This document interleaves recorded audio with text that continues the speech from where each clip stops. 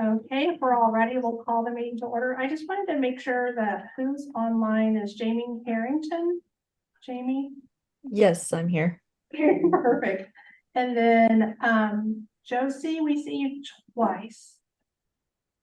Are you on, Josie? Let's see it all. No. I'm only seeing Josie once. Okay. Oh, that might be the. Are you available, Josie? Well, we'll give her a minute to unclick. Shannon? I'm here. Okay, perfect. We just want to make sure we have a quorum, and we do with you saying you're here. That's a quorum. So, because Ben is not available and Dawn is not on, as far as I can tell. And maybe Joseph will come in later. Okay, thank you everybody for coming and joining today. Now that we have a quorum, is a yes. And we'll call the order and then the review of the on-site packet, which we did have. Yes, we have an on-site packet that contains responses about having PAs as preceptors for APRN programs. Yes, I did. I reviewed that in detail. And what was interesting is they brought up some additional opportunities besides PAs, mental health care professionals, social workers, some additional collaborating entities that we do use throughout our practice, which I found to be very worthwhile and interesting. I think it's the matter of wording and how much we want to allocate. So to make sure that we're in abiding by the Nurse Practice Act as well. I'm going to add that to the agenda. So we add that to the agenda.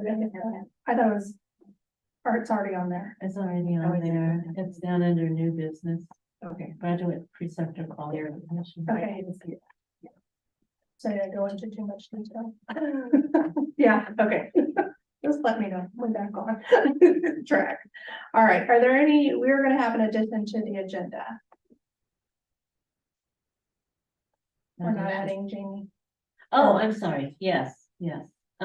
Jamie, do you want to talk about what you would like to have added? Sure.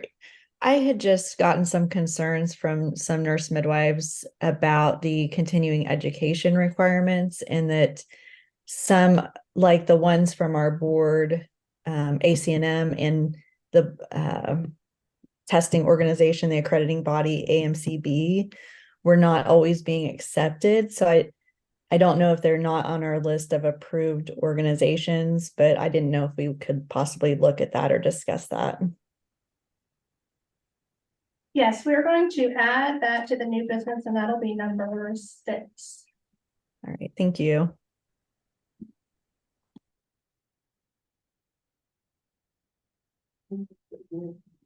Oh, motion, sorry. You can read that. Okay. Oh, she's gonna read it.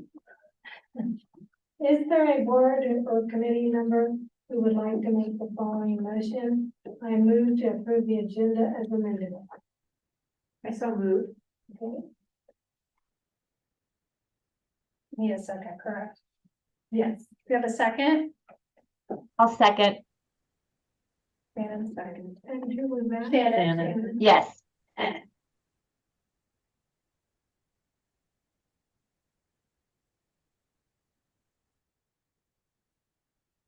Okay, so that's added number 6, and then any announcements, Carol? Oh, I have announcements. I know, I'm so sorry. So I know that we're rotating off members for this committee, the APRN committee, and I wanted to thank those for their service and making the time commitment and helping us here on the state board, and appreciate them as well. And you, of course, Carol, you'll mail this to them. We will. We will mail. Shannon, and we appreciate you for helping us and contributing to the Kansas State Board of Nursing. Shannon, and then we have Dawn as well, but she's not on, so we'll make sure that gets to her. And then we have Jamie. We appreciate you, Jamie. We appreciate all that you've done and help with the nurse midwives and getting those here to the committee.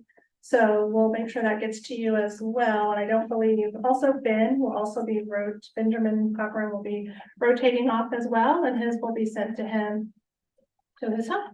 And thank you very much for your service. Any other announcements I'm supposed to do? Okay. Okay, we need approval for the minutes from June of 2023. Make a motion to approve the minutes. Yeah, I have the motion. We have the motion. Is there a board or committee member who would like to make the following motion? I move to approve the minutes from the June 13th, 2023 APRN committee meeting as written.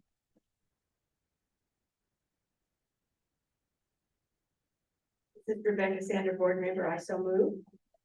Do we have a second? I can second. This is Jamie.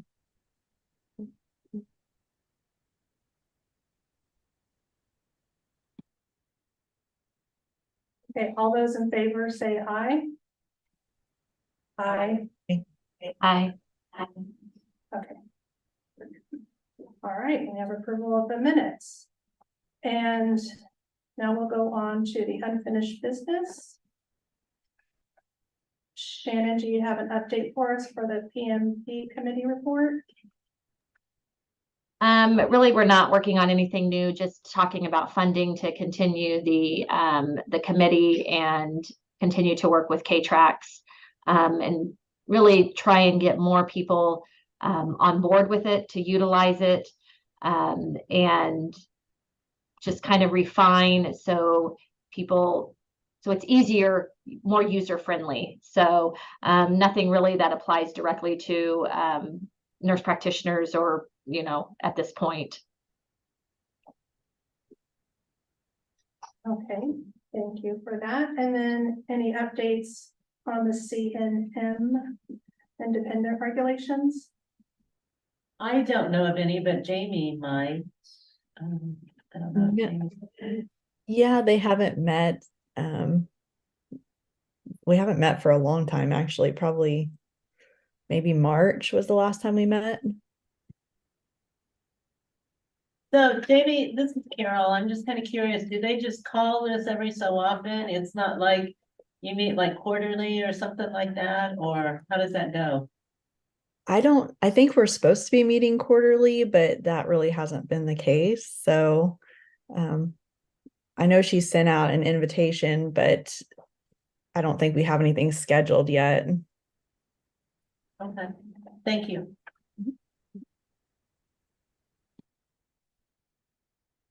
Okay, thank you for that. And then number 3 is licensure types, RN and APRN. Yes, this is Carol. This is actually on page 6 in your packet. I was asked last time to put together something that talks about the different license types for the disciplines. So you will see that's what this kind of chart does. It lists the statute and the regulation that talks about this, because all this information is directly out of the Nurse Practice Act. It kind of talks about exempt, temporary, inactive, reinstatement, exempt, all of those, and just kind of explains those a little bit. So I was asked to put that together, so I did.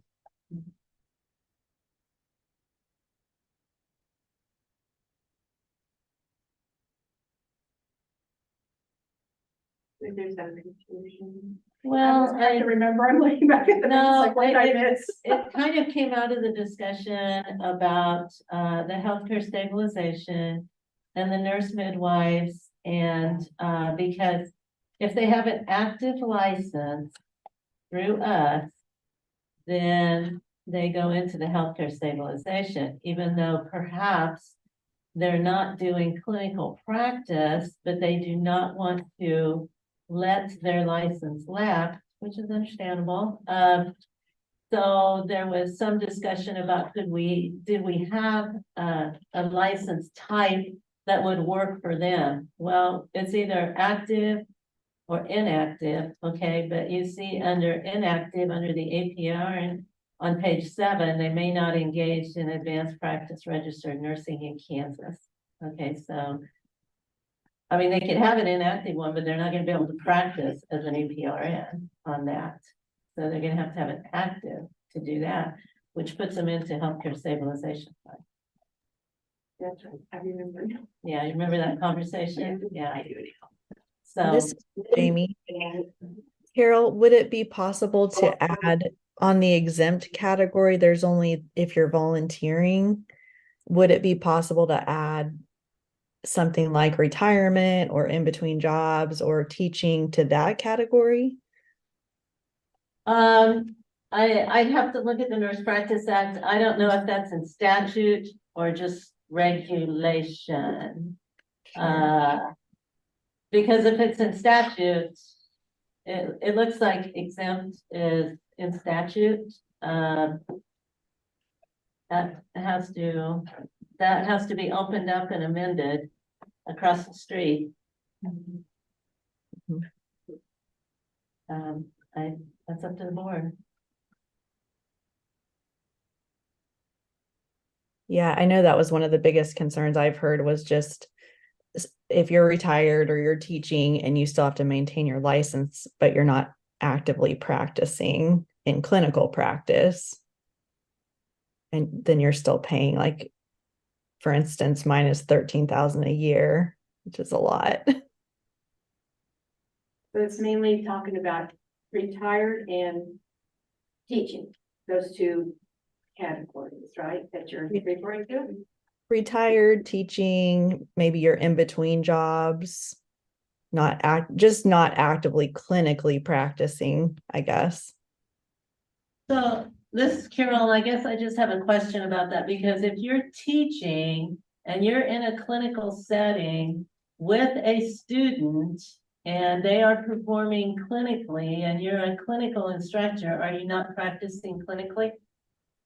In that case, yes, but there's a lot of faculty that does not teach clinically. They just teach didactic online or didactic lecture classes, or directors of programs. You have to maintain your license.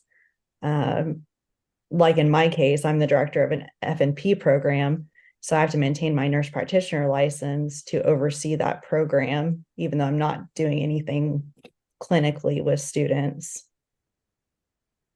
I guess the thing that I would bring up on that is we at the Board of Nursing don't know.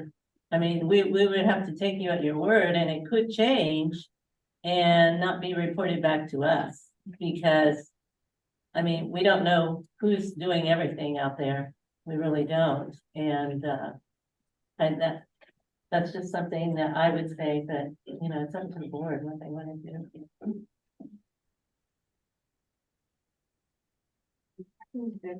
Think about all the angles of that.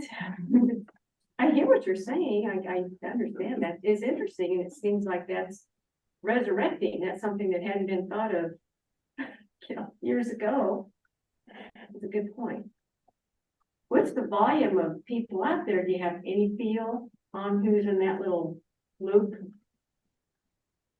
I think it's quite a few people.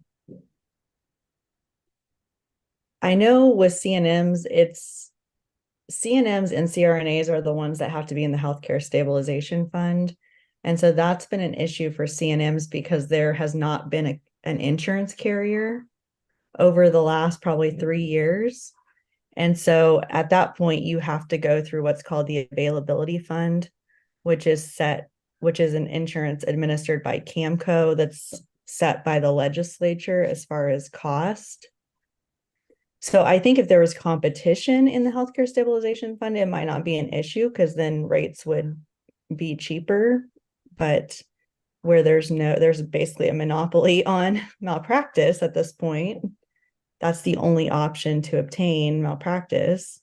Now, nurse practitioners and clinical nurse specialists at this point can get malpractice anywhere because they're not required to be in the healthcare stabilization fund. And so there's enough competition in the market that for a nurse practitioner, you're talking maybe $300, which is, if you're retired, that's a doable, or if you're just teaching.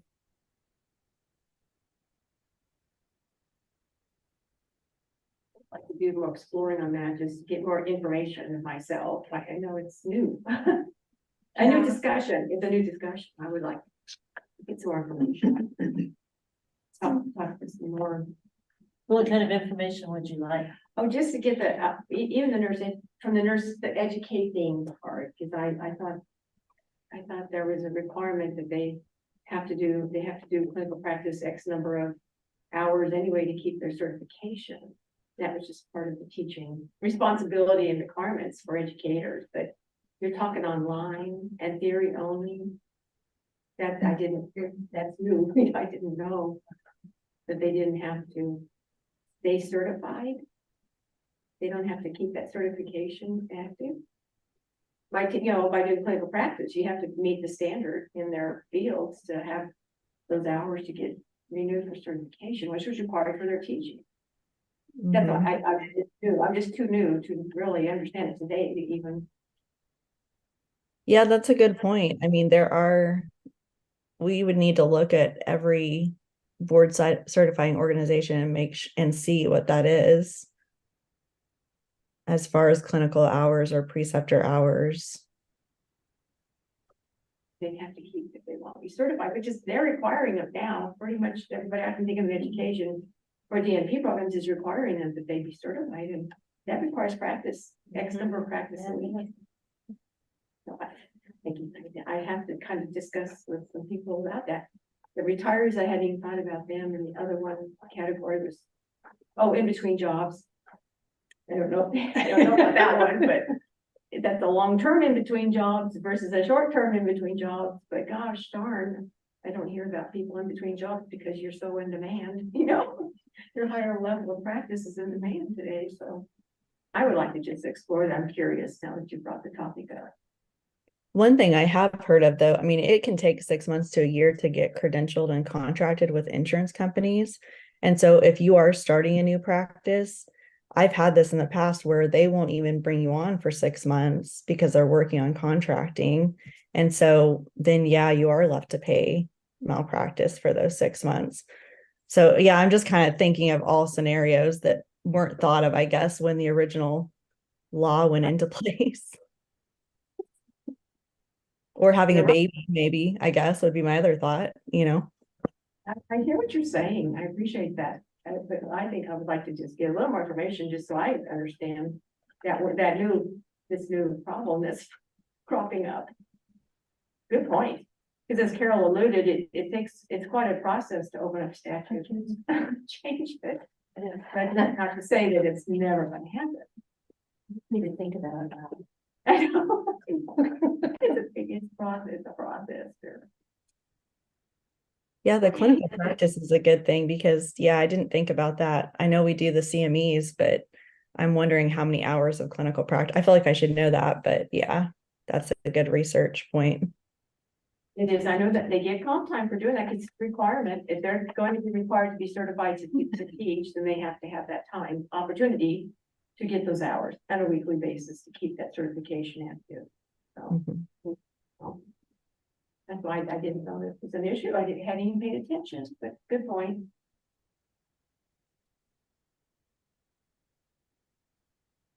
So then what we're gonna ask for is hours required for certification and teaching. What that looks like. Is that ultimately kind of what we want to delve into, looking into more? And that isn't actually wondering if there's an option for something to be, how we can word that and not added to the statute to have a new category of these people in limbo or these people that are retired or these people that are in education. And I'm not sure how this even would be tweaked to cover that because they have to pay for their liability. They have to be in that, that situation where they have to pay for malpractice to keep their license. Is there a way to figure out how many people are actually affected? We can tell you how many nurse midwives we have. Yeah. Like, there's not. We've got all that huge data, amount. or we've got those numbers, you know. Yeah, I mean, but how many of those teach and stuff, again, that's not information that we get. I mean, that's more workforce data, which, you know. Okay, So is there anything you want me to bring back next time? I guess I'm not. I'm not really clear. I just want some, my own more information. A little bit more. Make sure I understand them correctly. agree. Your world, your world. I want to make sure I understand your requirements from your perspective.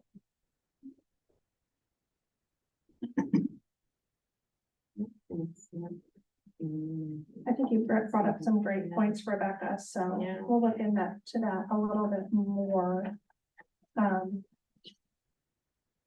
More thought into the ramifications ultimately.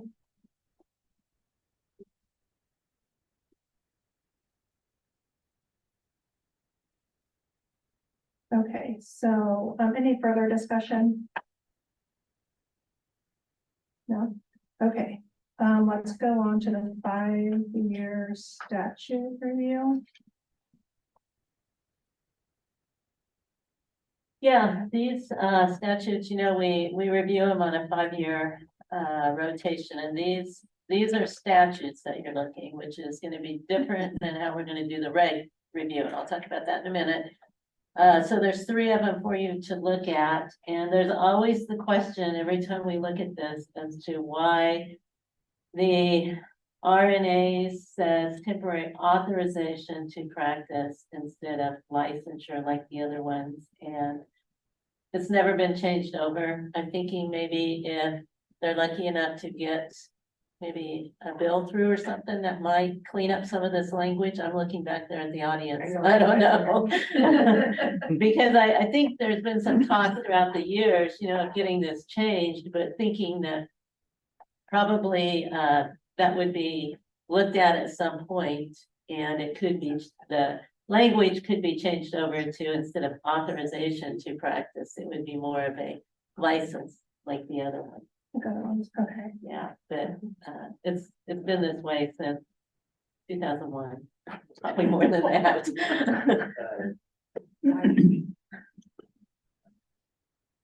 We're all for licensing, I thought you probably were. my certification.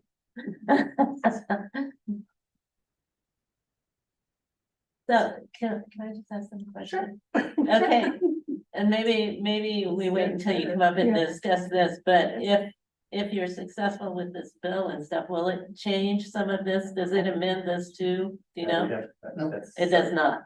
Okay. Okay. I'm doing some looking up on the fly, so I think that part of the difference is that you're licensed as an advanced practice registered nurse, but it's always been that you are authorized as a certified registered nurse anesthetist. But there's never an authorization for a nurse practitioner or a nurse midwife or a clinical nurse specialist. So in terms of those 4 specializations that make APRN umbrella, there's always just a differentiation in statute. We might have an offline discussion as to why that is, but we just felt that that wasn't necessarily a change. Okay.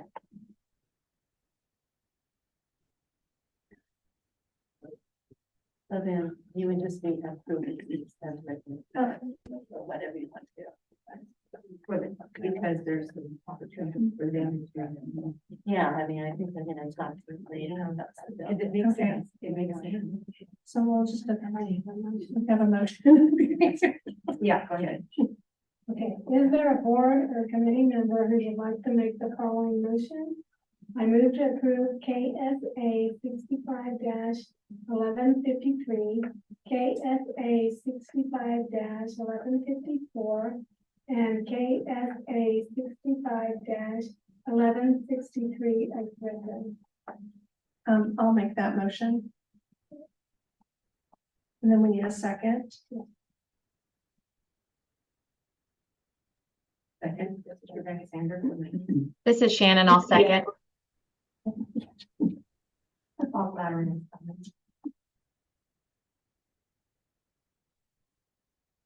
Okay, all those in favor, say aye. Aye. Thumbs up. Okay.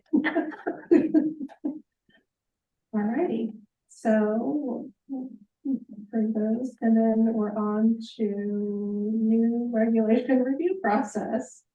Would you like me to explain that? Yes, please. This will be like the third time today I've explained this, okay. On page 12 in your packet, KSA 77-440 was amended in 2022. And it actually requires state agencies to submit a report regarding an intensive review of their regulations every 5 years. And I do mean intensive. We have always looked at ours every 5 years, but not to the extent that you're going to have to look at the regulations, not the statutes, but the regulations. So this report that we have to submit, and ours will actually be due July 15th of 2025. We have 90 regulations to go through by June of 2025. So I can get the report ready to get it submitted by July 15th of 2025. And it's a very long report. I've seen it. So what we did is take the regulations and divide them kind of based on what they are, to which committee they should be looked at. And we put some on the agenda, and we actually have the ones that are holdover from last time under unfinished, but then there's some more under new business. So I don't know if you want to do them all at the same time or whatever.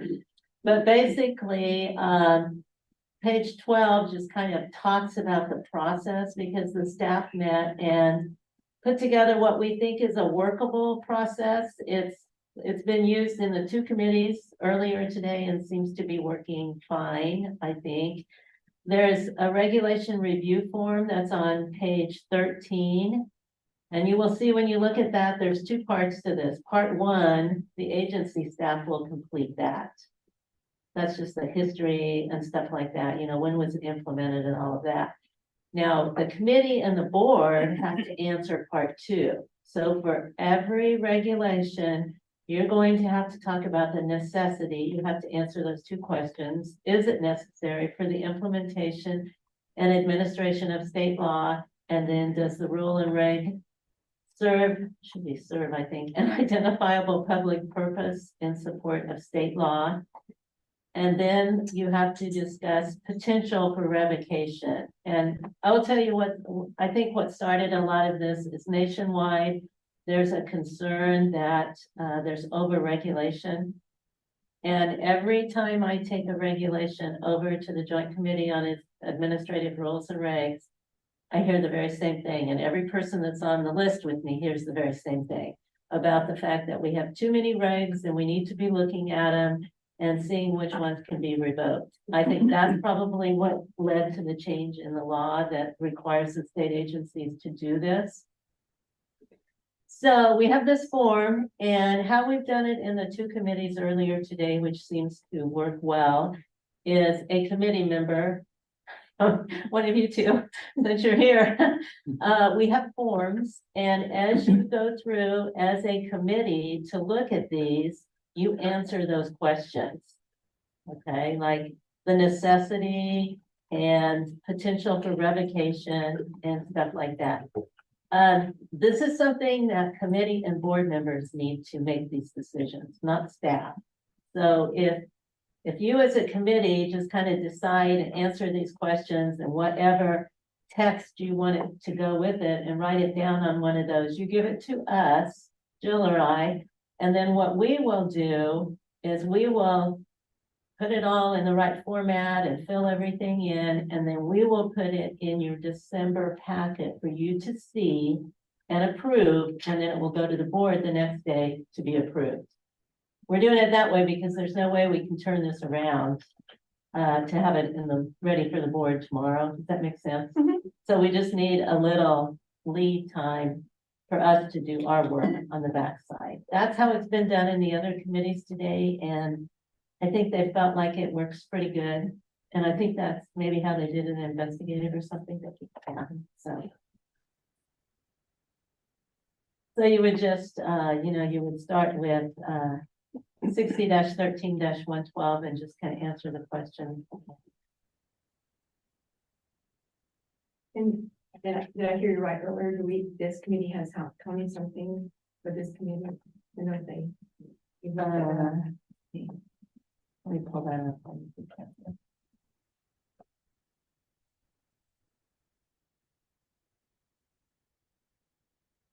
So we would start with B, 60-13-112, is that right? You can start with 60-11-106. 6, okay.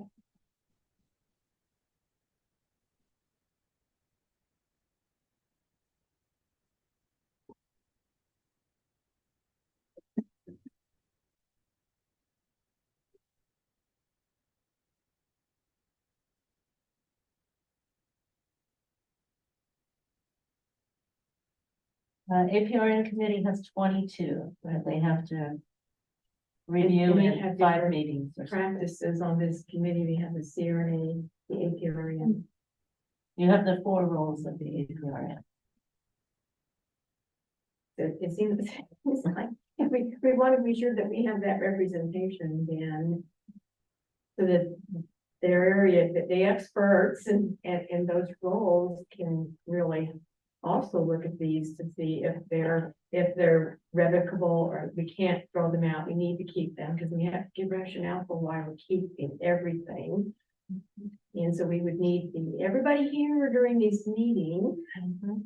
Because these 2 people today won't be able to do all those other roles. We're well versed enough to make a decision to say, let's throw that one out. We don't need it. So themes, we're gonna have a new member next meeting, and these today are unfortunately leaving us with their expertise.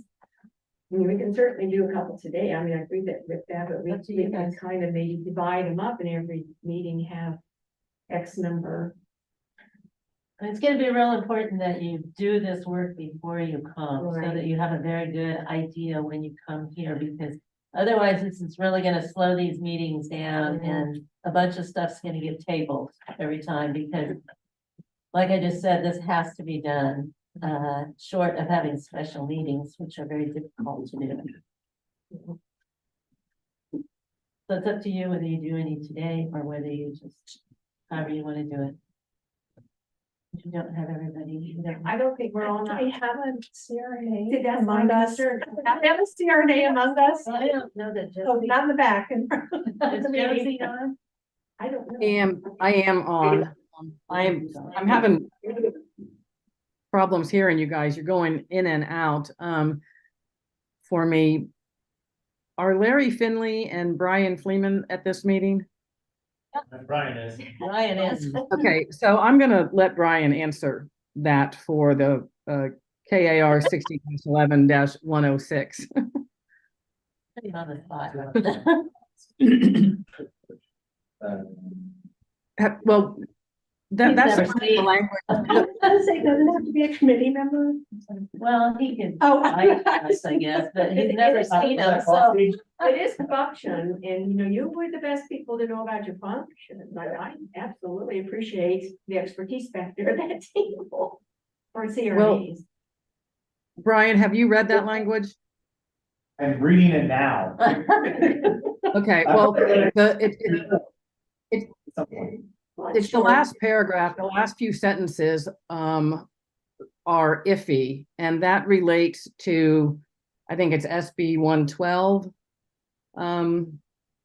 That we've been kind of looking at this for a long time, but I think you are the expert in terms of changing that language to reflect complete autonomy. Yeah, probably because this paragraph has other statutory language or it cites a couple different other things that I'd have to read those two, see what that's referring to. I'm sorry, I was gonna clarify, we're looking at 60-11-106, is that Yes. right? Okay, Let me make sure. thank you. I don't know. I know that, I understand that. I mean, maybe it makes more sense Yeah. to start at the same time. That's what I was kind of insinuating, that maybe we should do, we know it's So possible, they're gonna happen. I know. We can do this next meeting too. So yeah, apparently the statutes have been changed already from this, so there's already corrections to be made within this, just to even update the current language. I guess this paragraph's not even referring to current, what's definitions. Oh, The references at the end. the references at the end. So we'll have it from here on, right? Yep. So Okay. KSA 65 dash 1158, KSA 65 dash 1113.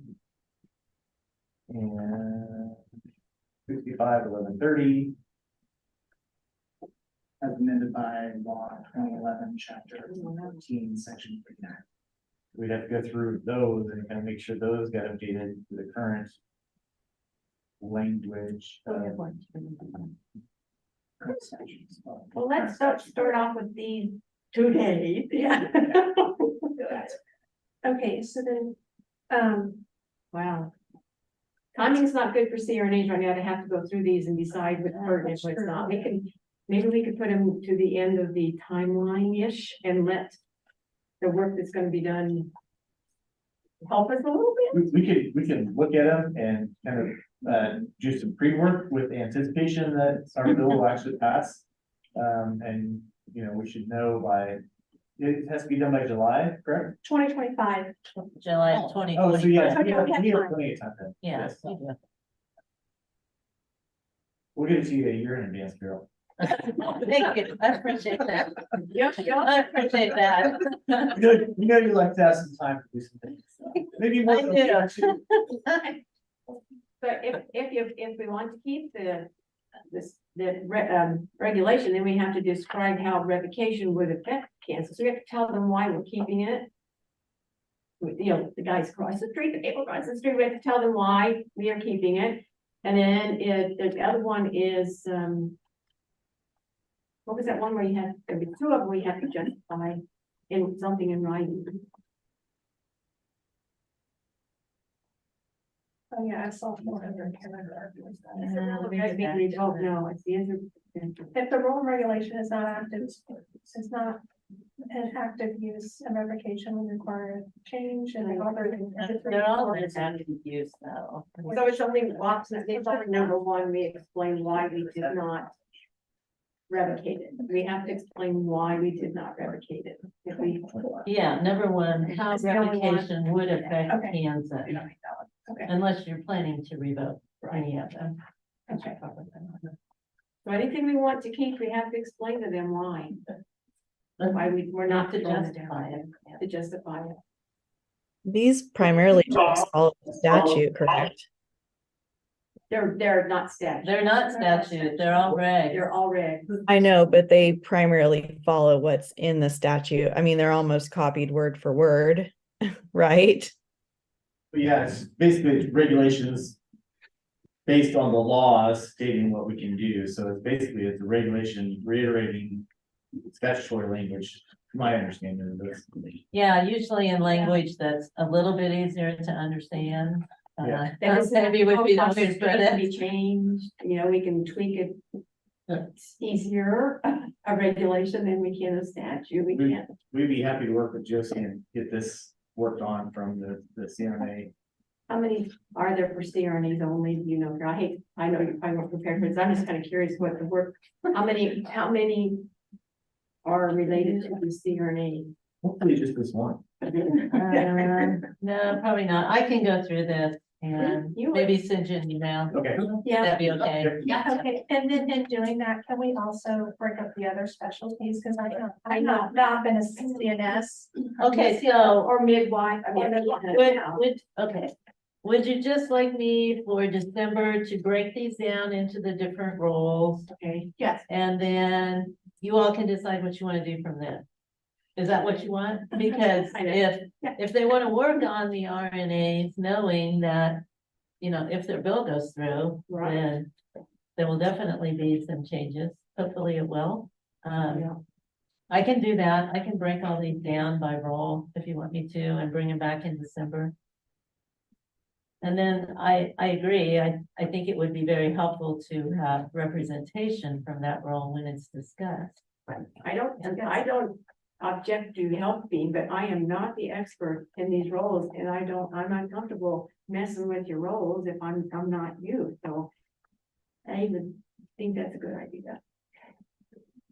Okay. second. I just want to stay in. Thank you. Okay, I'll do that. I'll bring it back in December. Okay, thank So you. you can put all these right. But at least you got the process down. It's so helpful. It's very helpful once they, gave us this little sheet that helps us work on how to do this. Do we revocate it or do we not? It's pretty simple. And then you have to answer a couple more questions and then you're done. So you won't take too much people's time. But the revocation, we want to kind of make sure that there's loud and clear that it's protecting the people. Kansas, our mission is to protect the public. And what were the other words you'd like to hear? Community, people in the community are allowed to know. They're very much into public protection. Public protection. Yeah. So, and that's what that they're all kind for. of gets their attention a little Yeah. bit. That's why we have them, to protect the I'm public. sorry, I shouldn't say that from you. I'm glad to have both of you here. Play the game too. Ours are important, and we would feel You ours understood necessary, that, though. actually. If you look at ours, most of them are necessary, but we can have some that aren't needed, we could. I don't think so, but. Who knows? It's entertaining. Very true. Okay, so that is what we'll do. Thank you, Carol, for helping us break those up. And if you'd like to send me maybe Carol, if you're in one, send it in. Okay, Take a look, take a gander. okay, I don't want to be the only one though. I'll take a gander at those and I'll email for the December. RNA ones to you, Brian. Okay. Is that okay? Yeah, that'd be great.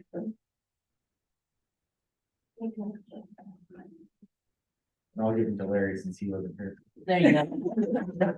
Pass by. We're named by the committee, so. You can. Okay, I learned some things, yeah.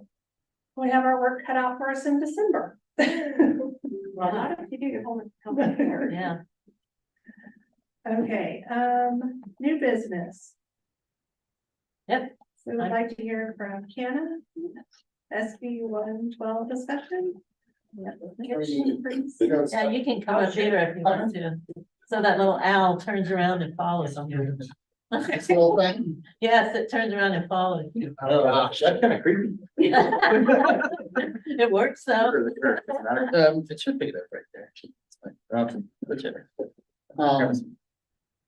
Yeah, I know I'm listed, but as Brian was already talking, he's the president of the association, so we also have some of our other CNA members that chose not to come on up here. I'm sure they'll chime in if they want to. I know you guys have a 3 o'clock meeting, so if you want to start off the discussion versus me jumping into it, or I can. Go ahead. I mean, I find Yeah, we're not. you can kind of tell us the history of what happened last year, maybe. Yeah, I can talk to you about the history of what happened last year. Essentially, bill was introduced. We had a committee hearing. It went positively. We had many of the proponents that we were suspecting, both nursing, healthcare and professionals and other stakeholders in the Senate Health Committee speak up. There were a few amendments that were made in the Senate Health Committee when they decided to change it.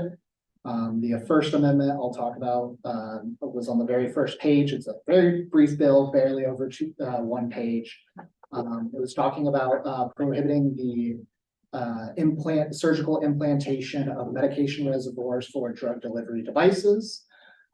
Essentially, the medical society had came to the association outside of the committee meeting and said we had this very specific concern about this issue. CRNAs in Kansas had no objections to prohibiting that practice, the surgical implantation of those things at that time. So in the era of compromise, we asked the committee to amend it to that specific thing. The Medical Society and the Association did not come to an agreement on the bill itself. The Medical Society is still opposed to the legislation. But we thought because we had those positive discussions that we still wanted to make that change to show that we were in good faith discussing those things. The second one was the request of a private entity that is Kansans for Life had said essentially that they don't want nurse anesthetists, CRNAs performing or inducing abortions. That wasn't something that we were anticipating with that legislation changing to the practice of CRNAs. The committee chose to amend that and adopt it. After some time waiting for some senators to review the bill itself, late in the legislative session, it was approved by the Senate after a debate and with no changes to the bill on a 33-6 vote. It went over to the House. Like I said, it was late in the legislative session. We have been meeting with committee members seeking its passage during the next legislative session and seeing what the appetite in the House Health Committee is and see if it could pass in the 2024 legislative session. I will say that we have not identified any additional changes to SB 112 beyond the effective date that we had included in the original bill at the request of the board of January 1, 2024. Obviously, we will be past that date and we will need to update that presumably to January 1, 2025. So if there are any questions about the language in the bill or anything along those lines, we're happy to discuss those or what the practical implications will, but defer to the professionals in front and behind me on those things. Yeah, I can just talk a couple issues that we're running into because of the language that was written when I was 12 and I'm a grandpa now. Hasn't been updated much since then, fairly problematic with our education and training. So even ERs now, they're staffed by a nurse practitioner or maybe a physician assistant through some kind of collaboration with it. If they have an innovation in their facility and they have anesthesia come do it, is that legit? Because it's by order of a physician or dentist that we perform certain activities and functions. So, and that includes podiatrists, becomes a gray area because it doesn't say anything about podiatrists. So it doesn't really change a lot of what we do. It just changes the language that is restrictive on who we are allowed to do it with, if that makes sense. Yeah. So, because we've been, physician supervision was removed in 2000, so for 23 years, we've not had that physician supervision requirement. We're just trying to change some of the language to allow us to practice the way we have, but get rid of some gray area with that. Lumbar punctures is another thing. Here, physicians don't do spinals very often, so when they have to do a lumbar puncture, they can't get it. They call anesthesia because we do spinals all the time. Are we allowed to do that under the current statute? Because it's an order of physician or dentist to do anesthesia or analgesia. So technically, you'd have to give that patient some sedation, which they may appreciate anyway, prior to doing the spinal. But there's just a lot of things in there that you know, with the APRN bill, now there's the conundrum of, okay, how do we, when they're working, how do we work with them? And then even ordering imaging or PT. So I have my doctorate in nursing anesthesiology practice. I did a year-long fellowship in non-surgical pain management and got certified for that. But I still can't order an MRI or any imaging for any patient directly. So, and I can't even prescribe gabapentin or anything else for that patient under my current license. But I actually have a wonderful APRN that I can work with in my office. Oh, good. Right. The DEA. Oh, yeah, and the DEA has been another issue too, because we give some of the most powerful narcotics out there, you know, interoperatively, preoperatively, postoperatively, but we're not allowed to have a DEA in the state of Kansas. So then it becomes, which is kind of odd, because then either the hospital pharmacy department we have to be under their DEA or under the dentist DEA. So in CRNAs that do dental anesthesia, have to tell the dentist what medication they want to be able to administer to the kids that they're going to do sedation with. It's very messy, and it doesn't make sense. I mean, support for the DEA. Oh, I'm sure, yeah, because they would, it's $850 for your DEA license, money for them, and it's also, well, I mean, beyond the money, it's a better regulatory thing, because the person that's actually giving the medication is the one that has the license with the DEA and is regulated by them, instead of, this, under the person that has it, and so, who's ultimately responsible for that administration of the narcotic, because I won't lose my DEA license, because I don't have one. Yeah, we get a lot of phone calls about the DEA, and we've had a lot of discussions with the DEA. Yeah, so it would be great to clear that one up. You can't even get on K-Trax without a DEA. So, if I get patients that, or drug seeking could come through the, perioperative area, I would have no idea. I actually do know how to get in now, but most CRNAs can't get into K-Trax because you have to have a DE number to get in there to be able to watch that. And really, yeah, there's so many things that need to be cleaned up. So really, it's not a what's the not a scope of practice issue as much as it is just a changing language that just doesn't make sense. Yeah. I mean, we're still gonna do the same things we've been doing forever. We're just cleaning up some of the language to allow there to be less gray area of.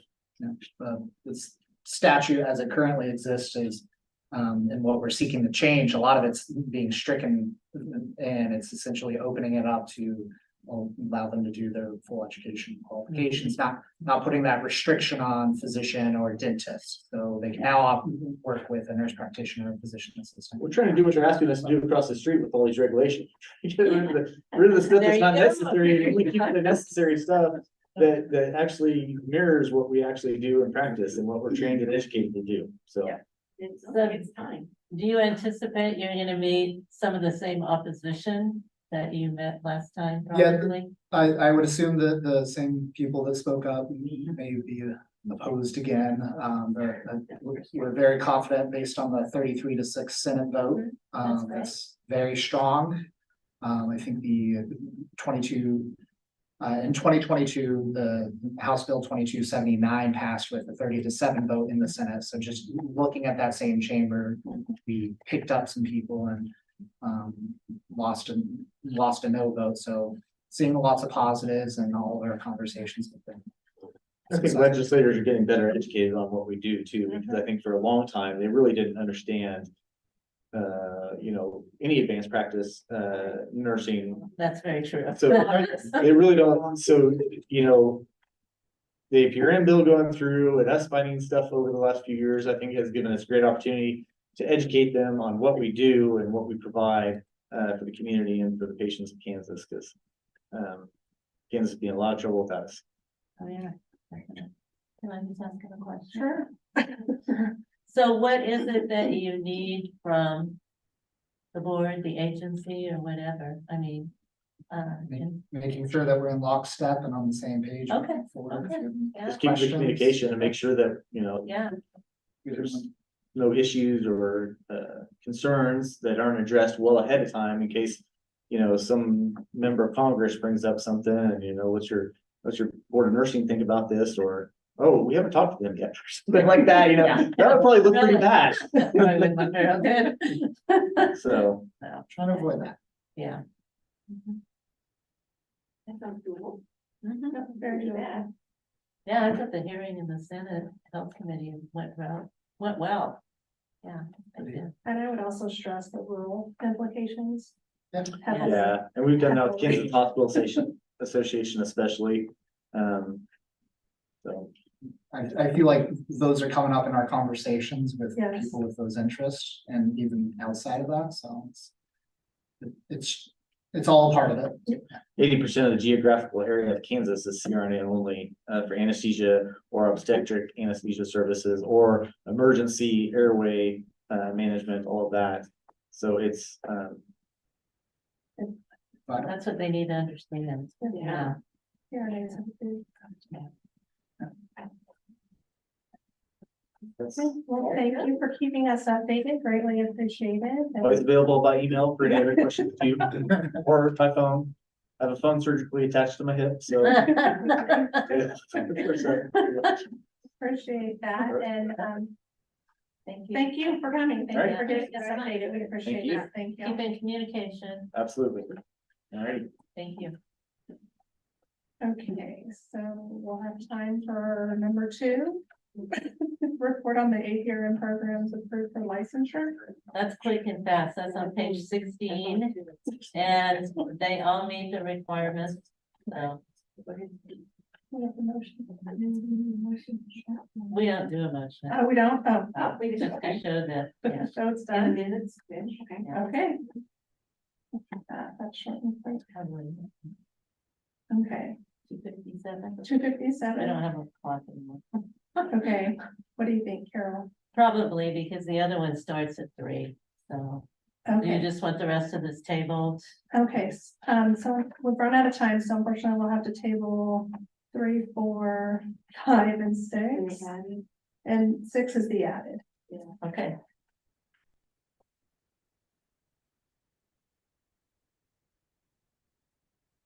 Do that. And then, what I would ask on number 6, since that was new, if you could just send us, Jamie, examples.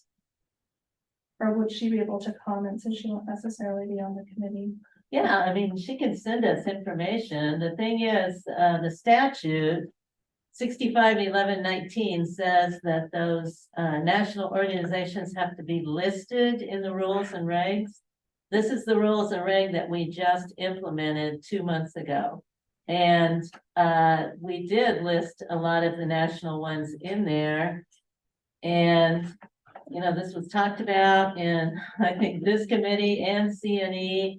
Never heard anything about any of this. So what would have to happen if it's added, and it's up to the board, is that regulation will have to be revised again. And that's not a fast process, but yeah, so I don't know what you want done. So is AANP and those listed as well then? Can we get a list of what is approved? Because ACNM, that's our national conference that I mean, 99% of us get our yearly CEs from that. Jamie, you just need to pull up KAR 60-9-106 in the Nurse Practice Act, and it lists them under small c1.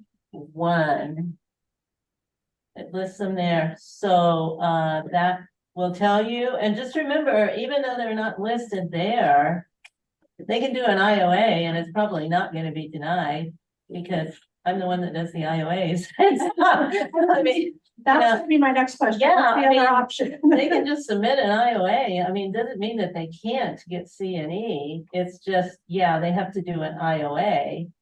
Okay. But I mean, that's not really a hard Our process. process. Yeah. Okay, It's not. okay, perfect. So we'll table those 3. And thank you, everybody. I appreciate everybody's service who will not be back with us in December. And do I need a motion to adjourn or can I just adjourn? You can Okay, we just adjourned. Thank you very much. Appreciate it.